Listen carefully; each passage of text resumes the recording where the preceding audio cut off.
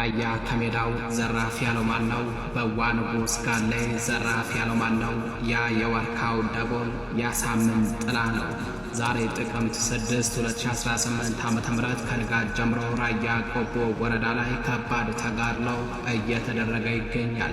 በወረዳው አበት፣ በዋንጉስ ጋሌ፣ ጨፌ ሜዳ ከአማያ እስከ ተክለሽ መውጫ ድረስ ከባድ ውጊያ እየተደረገ ሲሆን ከፋኖ ጋር እንኳን መታኮስ ቀርቶ የተሰጣቸውን መሳሪያ መሸከም የከበዳቸው የደቡብ እዝና የሰሜን ምስራቅ እዝ ወታደሮች የእሳት ዶፍ እየዘነበባቸው መሆኑ ታውቋል።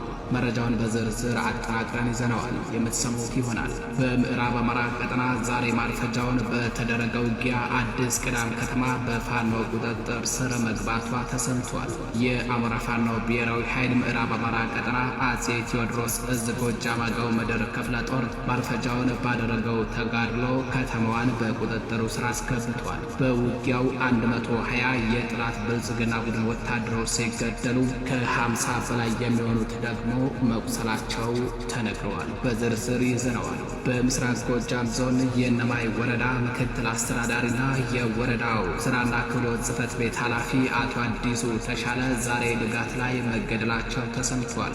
የፋኖ ሰርጂካል ኦፕሬሽን ምድብተኞች ዛሬ ማለዳ ብቸና ከተማ ሰርገው በመግባት አመራሩን አጋድመውት ወጥተዋል። በዝርዝር ይዘነዋል። በተያያዘ ዜና የደብረ ማርቆስ ከተማ አስተዳደር የሚሊሻ ጽሕፈት ቤት ኃላፊ ከወደ ፋኖ በተፈጸመበት ጥቃት ክፉኛ መቁሰሉ ተሰምቷል። ጥቃቱን የፈጸሙት የቀኝ አባላት ሲሆኑ የሚሊሻ ኃላፊውን ሕይወት ለማትረፍ በጋምቢ ሆስፒታል በአሁኑ ሰዓት ርብርብ እየተደረገ መሆኑ ተነግሯል። መረጃውን በዝርዝር አጠናቅረን ይዘነዋል። ሰላም ጤና ይስጥልኝ።